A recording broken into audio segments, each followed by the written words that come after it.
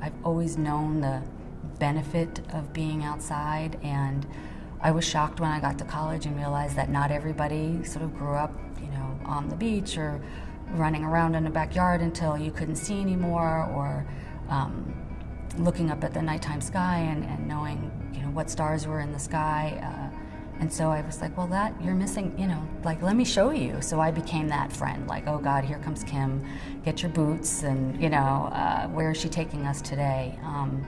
And so it's been, for me, that has guided me in trying to find work that allows me to do that. And in many ways, Youth Outside is sort of blending the practical application of getting youth outside in programming, but also now giving us voice to talk about who's not around the table and how do we really work to make the programs more reflective. Ironically, even as much as I love being outside, no one ever talked to me about a career in the outdoors. My high school guidance counselor suggested that I become a hairdresser. My mom was a nurse who was like, absolutely not.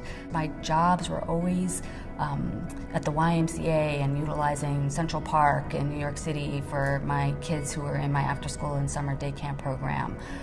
Or for the first time taking kids to the beach and getting parents to sign permission slips that I was going to take them out of the city out to Long Island for these experiences. And when I moved to Chicago, I was looking for a YMCA type program, and somebody said you should work for the Chicago Park District. They have a network of rec centers around the city which felt like a YMCA type model. But what was new for me was learning the whole parks and natural resources side. I was with the Chicago Park District for about 7 years, sort of started out doing training and ended up as a region manager overseeing parks on the south side of the city. And so from the community engagement and being able to leverage the power and the privilege that I was earning in my role to advocate for parks and communities where they were also worried about, housing and food on the table and the quality of the schools or after school care for their kids, being able to say like, yep, they need a park too. I left Chicago and went to Denver and was the manager for Denver Parks and Recreation for 5 years, working for the mayor.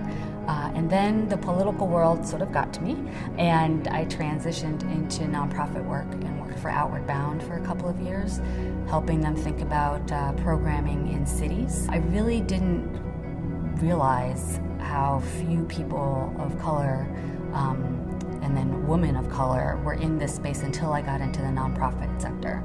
And it was at Outward Bound that I was like, wow, and I could look across the country and I knew where the other, 4 or 5 black folks were, and they were, proud and excited to see me in a leadership role, and I sort of became their go-to person to help them elevate some of the concerns that they were having and the microaggressions that they were experiencing in their respective workplaces. And then that just became really hard to sort of always be that voice, right? It got to the point that they were like, yes, Kim, now what's wrong? And I don't look at the equity and inclusion part of what Youth Outside does as work, really. It's sort of always been my work. I just wasn't always paid for it.